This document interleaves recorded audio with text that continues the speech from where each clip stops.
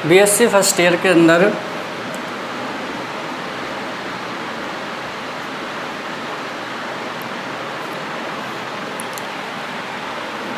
Reaction intermediate चल रहे हैं हमारे।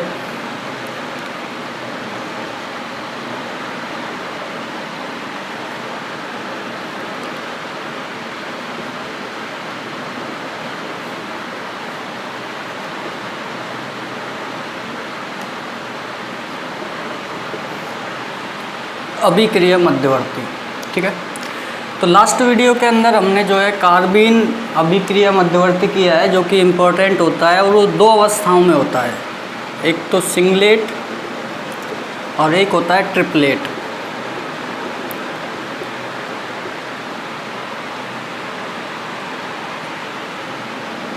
सिंगलेट स्टेट और ट्रिपलेट स्टेट, ठीक है। अब देखो सिंगलेट स्टेट के अंदर क्या होता है, हमने देखा था कि सिंगलेट स्टेट में जो इलेक्ट्रॉन्स हैं, हमने कक्षीय संरचना बनाई थी, कुछ इस तरह से होती है और दोनों जो इलेक्ट्रॉन्स हैं वो युग्म के रूप में होते हैं। किस रूप में होते हैं? एकाक इलेक्ट्रॉन युग्म। जबकि ट्रिपलेट के अंदर क्या होता है कि दोनों जो युग्म हैं,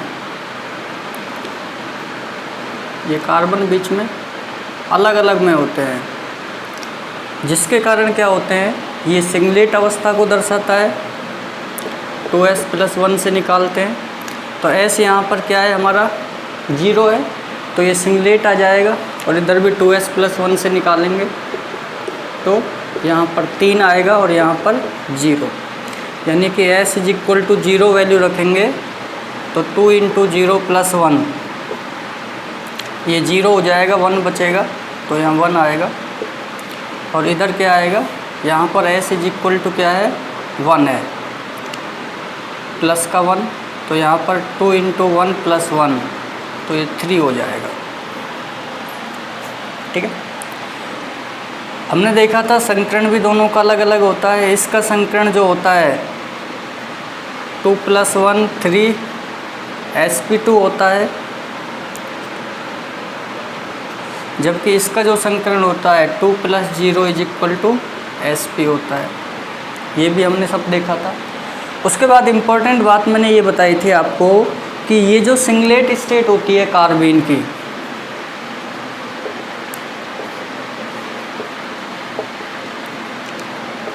कार्बीन की जो एकलक अवस्था है,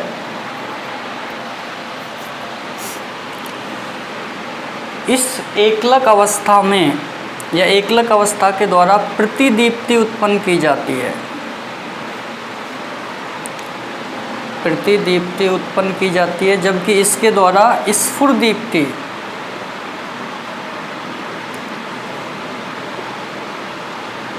उत्पन्न की जाती है। अब ये जो प्रतिदीप्ति है, इसका जो समय है वो क्या है, बहुत कम होता है, यानी 10⁻⁸ सेकंड के समथिंग होता है, यानी कि ये अल्पकालिक होती है। कैसी होती है? अल्पकालिक, जिसके कारण इसकी जो ऊर्जा है, ऊर्जा अधिक हो जाती है और स्थायित्व कम हो जाता है। मेन चीज़ ये ध्यान रखनी है, सिंगलेट कम स्थायी है क्योंकि इसकी अधिक ऊर्जा है। क्यों? क्योंकि ये प्रतिदीप्ति उत्पन्न करती है और इसका जो समय है वो बहुत कम होता है, अल्पकालिक 10⁻⁸ सेकंड, इसलिए ये अनस्टेबल होती है, कम स्थायी। ये स्फुरदीप्ति उत्पन्न करती है और इसका समय जो है वो सफिशिएंट इसके कंपैरिजन में ज़्यादा होता है, -3 सेकंड, जो कि दीर्घकालिक होता है। इसलिए इसकी जो ऊर्जा है कम हो जाती है और जो स्थायित्व है वो अधिक हो जाता है, ठीक है। तो आपसे कहा जाए ट्रिपलेट स्टेट अधिक स्थायी है सिंगलेट से। क्यों? क्योंकि ट्रिपलेट स्टेट की ऊर्जा कम है, जबकि सिंगलेट स्टेट की ऊर्जा ज़्यादा है, इसलिए इसका स्थायित्व जो है कम होता है। ये प्रतिदीप्ति उत्पन्न करती है, जबकि स्फुरदीप्ति करती है। प्रतिदीप्ति का समय बहुत कम होता है, 10⁻⁸ सेकंड, इसका 3 सेकंड होता है, 10⁻⁻3, जो कि इसके कंपैरिजन में ज़्यादा होता है, ठीक है। अब चलो आज के हम नेक्स्ट इंटरमीडिएट पर चलते हैं।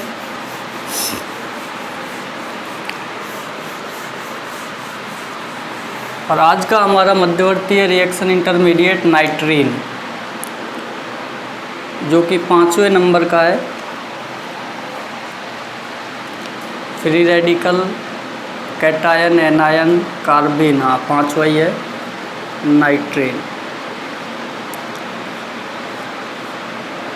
ठीक है, ये हमारा 5वां मध्यवर्ती है। और ये जो मध्यवर्ती है ये सबसे अलग है, जो लास्ट की है हमने चारों, उनसे डिफरेंट प्रकार का होता है। कैसे? देखो, नाइट्रीन जो मध्यवर्ती है ये जो है दो प्रकार का होता है, एक तो एल्किल नाइट्रीन और एक एसिल नाइट्रीन। दो तरह से इसको शो कर सकते हैं, RN, ये तो एल्किल नाइट्रीन होता है। और यदि ये लिखा हुआ है RC डुअल बॉन्ड ON, तो इसको कहते हैं एसिल नाइट्रीन। तो ये तो हो गया एल्किल नाइट्रीन, और ये होता है एसिल नाइट्रीन। एसिल नाइट्रीन, ठीक है। एल्किल और एसिल नाइट्रीन होता है, और ये जो है अत्यधिक क्रियाशील होता है, या हम कह सकते हैं अत्यधिक अस्थायी होता है, अनस्टेबल होता है।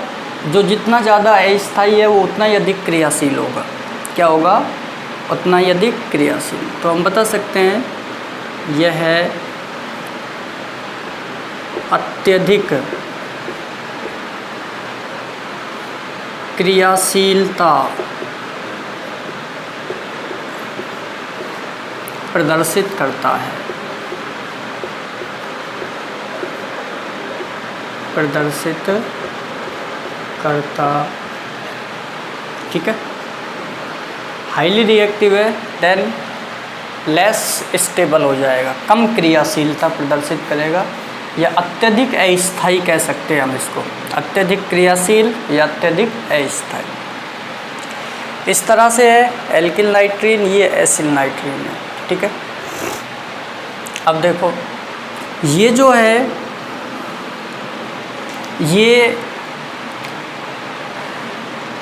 न तो इलेक्ट्रॉन डेफिशिएंट होता है और न ही इलेक्ट्रॉन रिच होता है, यानी कि न तो ये ED होता है, इलेक्ट्रॉन न्यून, और न ही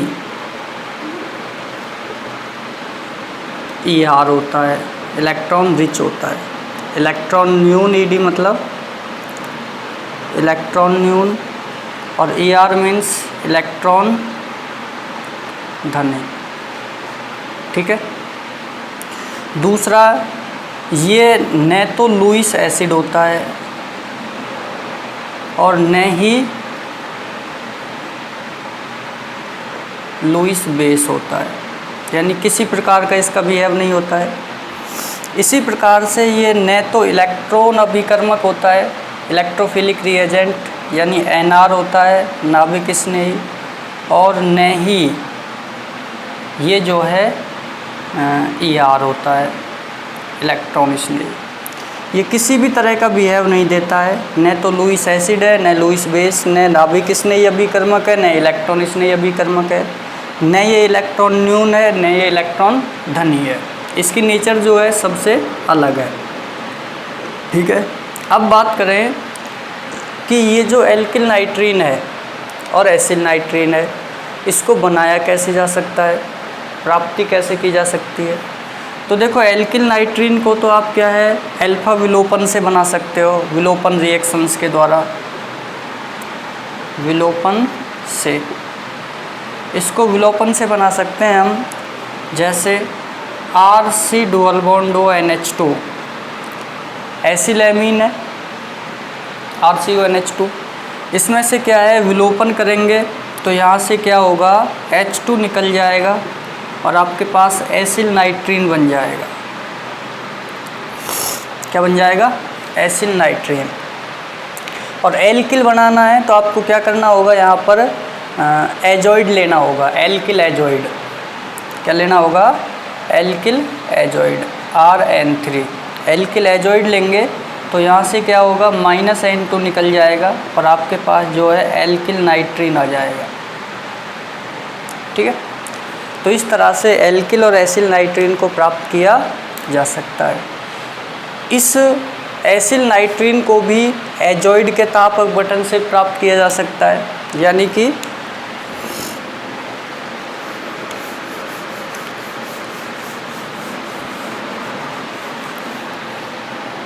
हम ये कहें ताप अपघटन से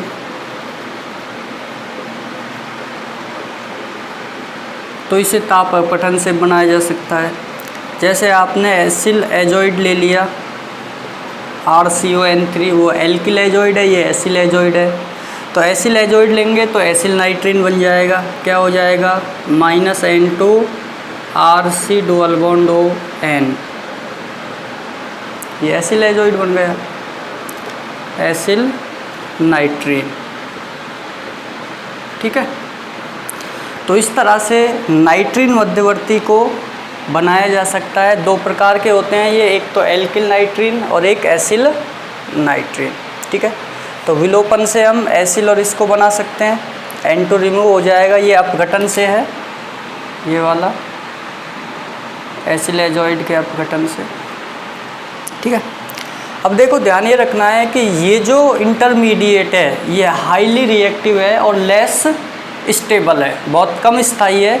तो ये क्या करता है, बहुत जल्दी, जितना जल्दी संभव हो सके ये पुनर्विन्यासित हो जाता है आइसोसाइनाइड के अंदर। किसमें? आइसोसाइनाइड में पुनर्व्यवस्थित हो जाता है और आगे अल्कोहलिक KOH के साथ रिएक्शन करके 1 डिग्री एमीन का निर्माण कर लेता है। क्या कर लेता है? 1 डिग्री एमीन।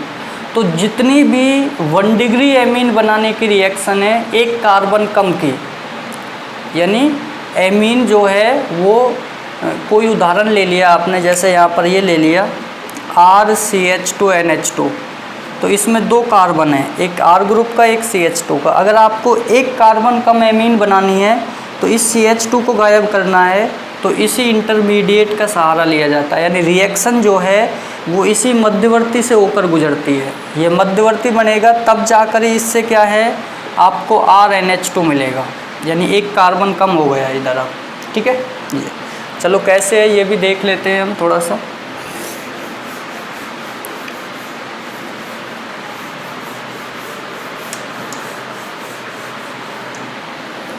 देखो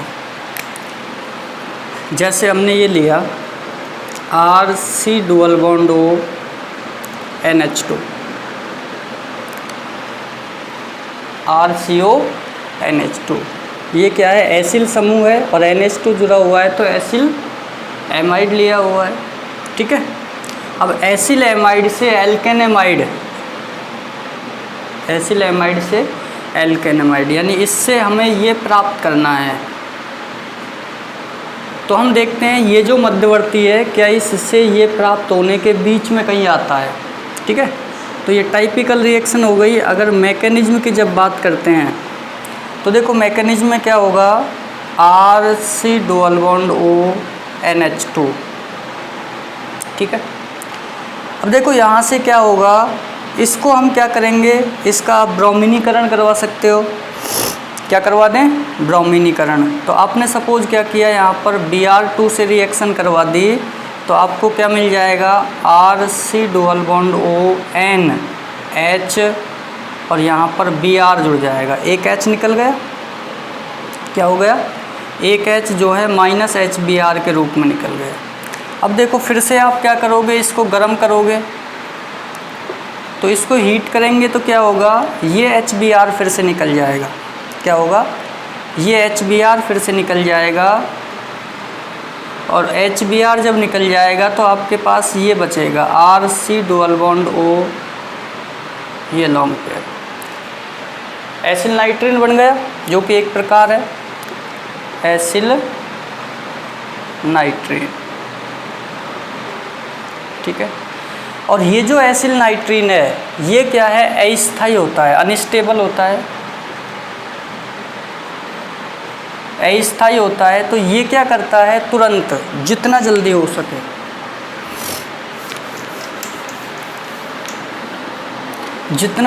सके ये R ग्रुप जो है यहाँ से इधर शिफ्ट हो जाता है, यानी N के साथ जुड़ जाता है। ठीक है, तो ये क्या करेगा, इस तरह से चेंज हो जाएगा, N double bond C double bond O, isocyanide alkyl isocyanide में कन्वर्ट हो जाता है। ये क्या बन गया हमारा, आइसोसाइनाइड। और ये क्या हुआ है, पुनर्व्यवस्थित हुआ है।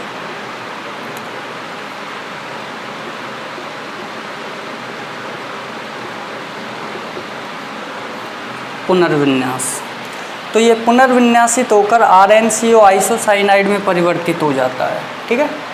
और RnCO जो है ये क्या करता है, आगे चलकर अल्कोहलिक KOH के साथ रिएक्शन कर लेता है, और अल्कोहलिक KOH के साथ रिएक्शन करके किस में बदल जाता है, 1 डिग्री एमीन में RnH2 में कन्वर्ट हो जाता है। 1 डिग्री एमीन। ठीक है। तो देखो ये अल्कोहलिक KOH से क्या होगा, ये अल्कोहलिक KOH इस RnCO पर रिएक्ट करता है। तो देखो यहाँ पर ये जो है अल्कोहलिक KOH हम करेंगे यहाँ पे, तो अल्कोहलिक KOH को हमें यहाँ पर इस तरह से अटैक करवाना है कि जो KOH है उसका H तो इधर आ जाए। तो 2 चाहिए हमको, तो ऊपर नीचे लगा दिए मैंने। उसके बाद इधर की तरफ जो है ये ऑक्सीजन और ये K, ठीक है, और इधर भी ऑक्सीजन और ये K। ठीक। तो ये क्या होगा, बॉन्ड यहाँ से टूटता है ये वाला, तो इधर क्या बच गया इस पोर्शन में, RnH2 जो कि उत्पाद बन गया। इधर क्या बच गया, 2 पोटेशियम 1 कार्बन और 3 ऑक्सीजन, तो माइनस हो जाएगा K2CO3 पोटेशियम कार्बोनेट, क्या निकल जाएगा, पोटेशियम कार्बोनेट। तो इस तरह से जो है नाइट्रीन मध्यवर्ती के द्वारा एक कार्बन कम एमीन को प्राप्त किया जाता है। यानी जितनी भी जो नेम रिएक्शंस हैं नाइट्रीन 1 डिग्री एमीन प्राप्त करने की, एक कार्बन अधिक से, वो सारी नाइट्रीन मध्यवर्ती के द्वारा गुजरती हैं। ये हमारे यहाँ पर नाइट्रीन मध्यवर्ती बना है, इसके द्वारा संपन्न होते हैं।